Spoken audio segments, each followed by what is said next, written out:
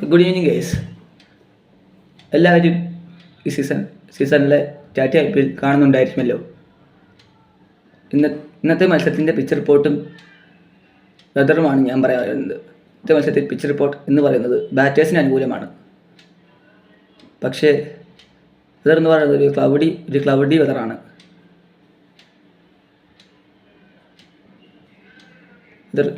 അതുകൊണ്ട് ഇന്നത്തെ മത്സരത്തിൽ ടോസ് നേടുന്ന ടീം ഏതായാലും ബാറ്റിംഗ് തിരഞ്ഞെടുക്കുന്നത് സംശയമില്ലാത്ത കാര്യമാണ്. കാരണം ഈ രാജീവ് ഗാന്ധി ഇന്റർനാഷണൽ സ്റ്റേഡിയത്തിൽ ഹൈദരാബാദ് ടീം ടോസ് ബാറ്റിംഗ് അനുകൂലമാണ്. കാരണം അവിടുത്തെ ഏറ്റവും വലിയ സ്കോർ എന്ന് പറയുന്നത് 227 ചേസിംഗ് ടീമിന് ജയിക്കാൻ സാധിക്കില്ല.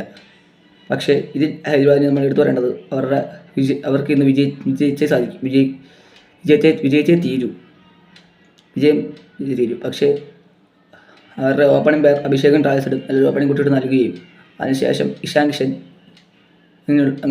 വരുന്നവർ നല്ല രീതിയിൽ ഒരു പ്രകടനം കാഴ്ചവെക്കാനും സാധിച്ചാൽ അവർക്കത് വിജയം നേടാൻ സാധിക്കും. പക്ഷേ ഇന്ന് മുംബൈ ഇന്ത്യൻസിന് എടുത്തു പറയേണ്ട കാര്യം രോഹിത് ശർമ്മയുടെ ഫോമാണ്.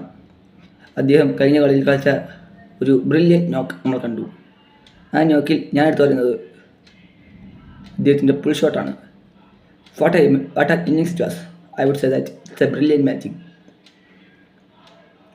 But ഇന്നത്തെ മത്സരത്തിൽ ആ ഫോം അദ്ദേഹത്തിന് തുടരാൻ സാധിക്കുമോ? കാരണം ഇന്ന് അദ്ദേഹം നേരിടുന്നത് ഓസ്ട്രേലിയൻ ക്യാപ്റ്റനായ പാറ്റ് കമ്മിൻസിനെയാണ്. പക്ഷേ ഇതിൽ ഞാൻ എടുത്തു പറയുന്നത് ഹാർദിക് പാണ്ഡ്യയെക്കുറിച്ചാണ്. ഹാർദിക് പാണ്ഡ്യ എന്ന് പറയുന്ന ക്യാപ്റ്റൻ ഈ സീസണിൽ 4 കളികൾ തോറ്റിരുന്നു. പക്ഷേ അതിനുശേഷം അയാൾ വിജയം കൈവരിക്കുകയും ചെയ്തു. 4 മത്സരങ്ങൾ ജയിക്കുകയും ഈ ടീമുകൾക്ക് ഹൈദരാബാദ് പ്ലേ ഓഫ് സാധ്യത നിലനിർത്തണമെങ്കിൽ ഇന്ന് വിജയിച്ചേ തീരൂ. പക്ഷേ നിലനിർത്താൻ സാധിച്ചില്ലെങ്കിൽ വിജയം നേടാൻ സാധിച്ചില്ലെങ്കിൽ അവർക്ക് ഒരു എലിമിനേറ്റഡ് ആയി തീരേണ്ടി വരും.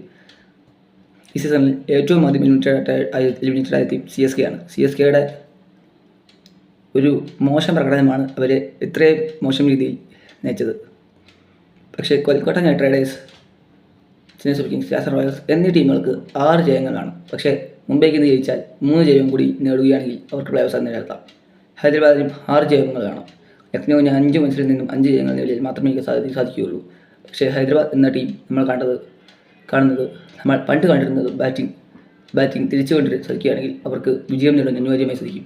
ട്രാവിസിൻ്റെ ഫോം ഒരു സെഞ്ചുറി നേടാൻ സാധിച്ചാൽ അവർക്കൊരു നല്ല ഗുണകരമായ കാര്യമായിരിക്കും അത്.